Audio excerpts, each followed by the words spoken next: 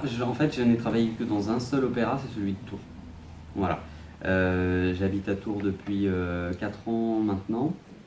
Et en fait, à l'Opéra de Tours, ils ont un pianiste qui travaille tous les jours à l'opéra, donc c'est le métier. Ça s'appelle chef de chant d'ailleurs, c'est ça l'appellation des pianistes qui travaillent dans les opéras.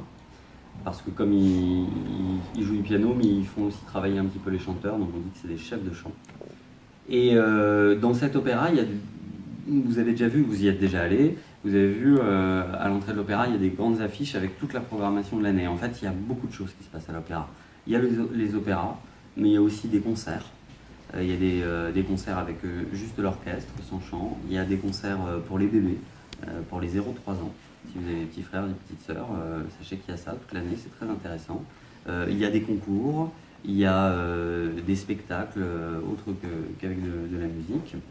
Et donc, par moment, le pianiste qui travaille à l'opéra, le chef de chant, il ne peut pas être à plusieurs endroits à la fois. Donc, ils appellent quelqu'un qui peut venir faire une autre partie de son travail. Et ben, des fois, c'est moi. Et puis, je ne suis pas le seul. On est plusieurs pianistes comme ça.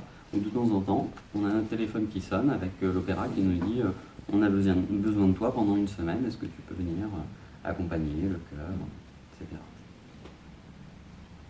Voilà, c'était ça. Donc sinon des autres opéras. Ah si, une fois j'ai été joué. Alors j'ai été joué à l'Opéra Bastille. Oui, c'est ça. Vous êtes allé à Garnier, c'est ça.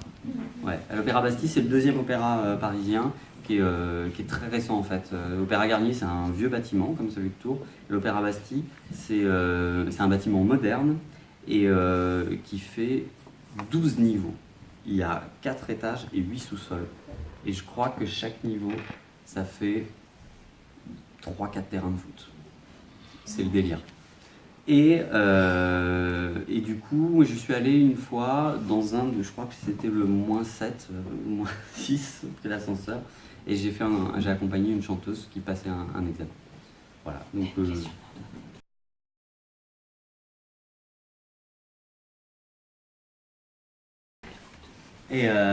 alors, j'aimais beaucoup le foot, mais je n'avais pas d'ambition au foot. Mais j'aimais beaucoup ça. C'est une très très bonne question. Ce qui s'est passé, c'est que moi, vous voyez, je ne suis pas pianiste aujourd'hui parce que j'ai un talent exceptionnel. C'est pas ça. Je suis comme vous, je suis comme tout le monde. Mais il y a un moment de ma vie où j'ai travaillé beaucoup. Pour faire le métier que je fais aujourd'hui, j'ai vraiment travaillé énormément. Et je travaille encore beaucoup. Et comme un sportif de haut niveau. Je trouve que c'est vraiment la bonne, comme quelqu'un qui veut aller très haut dans un sport, un marathon, etc. C'est-à-dire qu'il y a un moment, je voulais vraiment faire ça. Alors j'en ai fait 8 heures par jour. Quand j'avais 16 ans, 17 ans, je commençais à en faire 8 heures par jour pendant presque 15 ans. C'est beaucoup 8 heures par jour, mais c'est parce que j'avais une vraie motivation. Je voulais vraiment aller atteindre un objectif. Et quand j'étais en 3e, vous êtes en quelle classe? 4e. Quand j'étais, c'est ça, 4e, 3e, j'avais exactement votre âge. Jusqu'à présent, ça faisait 6 ans que je faisais du piano. Donc comme je vous disais, un petit peu à la maison de temps en temps, je prenais mes cours. J'étais pas mauvais, je m'en sortais bien, mes profs étaient contents. Et comme je vous dis, on passe des petits examens dans les écoles pour voir un petit peu si vous faites les choses correctement, si vous respectez un petit peu les règles. Et puis on vous dit, bon, c'est bien, tu réussis ton examen, tu passes dans l'année supérieure, ou tu le réussis pas, ou tu le réussis, puis on te donne même une mention, on te dit c'était vraiment chouette. Et moi, à votre âge, voilà, je faisais du piano, on m'avait toujours dit que c'était bien. Je savais assez bien jouer, quand je passais un examen, c'était super. Et cette année-là, je l'ai passé et j'ai pas eu l'examen. C'était pour moi la bonne occasion de dire de toute façon j'ai envie d'arrêter. Bon bah tu vois, c'est à ma mère, je lui dis écoute tu vois, là, je vais arrêter de faire du piano, moi je voudrais avoir mon mercredi après-midi un petit peu plus libéré, et puis tu vois ça devient trop dur pour moi. Et elle m'a dit écoute oui, tu es libre d'arrêter pour aller faire d'autres choses, moi je te propose un marché, tu refais juste encore une année pour repasser cet examen que tu as raté. Et à la fin de l'année, tu as l'examen ou tu l'as pas, tu arrêtes. Vous avez compris, le deal, c'est encore une année, voilà, jusqu'à la fin de la 3e. Et en fait, j'ai passé l'examen et elle m'a dit, du coup, peut-être ce serait bien d'essayer de partir, de l'avoir pour rester sur un truc positif. Donc, on a mis en place un système de travail un petit peu plus intense que d'habitude. Pour tout vous dire, même je voulais une paire de baskets et qui coûtait cher.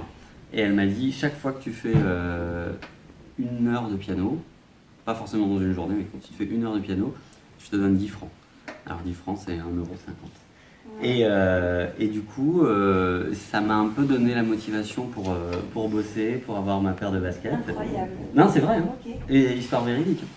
Et du coup, j'ai bossé beaucoup plus que d'habitude. Et je me suis un peu... C'était la première fois de ma vie que j'essayais un peu de me dépasser, de dire je vais vraiment me donner du mal.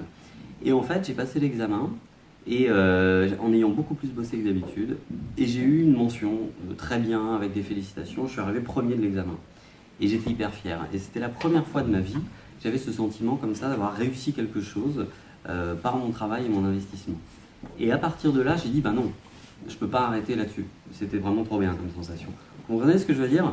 Cette idée de se dire, je me suis vraiment donné les moyens de faire quelque chose et je l'ai atteint, alors que moi, ça me paraissait un examen vraiment difficile. Donc j'étais très fier de moi.